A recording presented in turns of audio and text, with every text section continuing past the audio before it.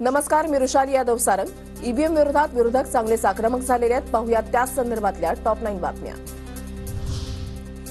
EVM विरोधात मार्कडवाडीमधून Rahul Gandhi long march काढणार। ईव्हीएमवर आक्षेप घेत मार्कडवाडी गावानं घेतलेला चाचणी मतदानाचा निर्णय।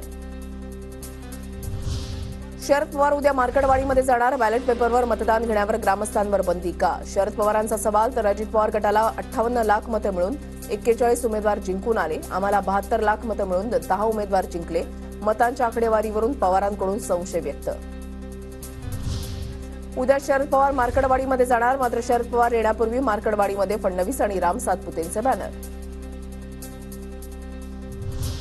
विरोधी पक्षातल्या आमदारांनी आज शपथ घेतली नाही। विशेष अधिवेशनामध्ये ईव्हीएमच्या मुद्द्यावर विरोधी पक्षाचे आमदार आक्रमक।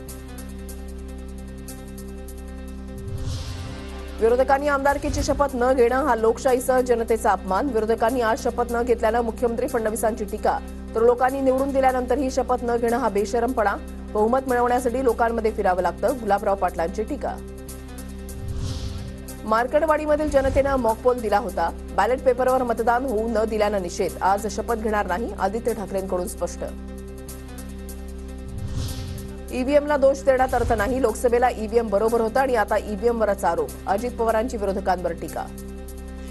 31 ज्यावेळेस निवडून आले त्यावेळेस ईव्हीएम मशीन खूप चांगली होती आणि इकडं मात्र असा निकाल लागला हा त्यावेळेस ईव्हीएमला दोष द्यायला सुरुवात केली। बारामतीमध्ये बॅलेट पेपरचा प्रयोग करायचा का? सुप्रिया सुळे राजीनामा देतील का? मुनगंटीवारांचा सवाल। तर ईव्हीएम मशीन काँग्रेसनंच आणलं।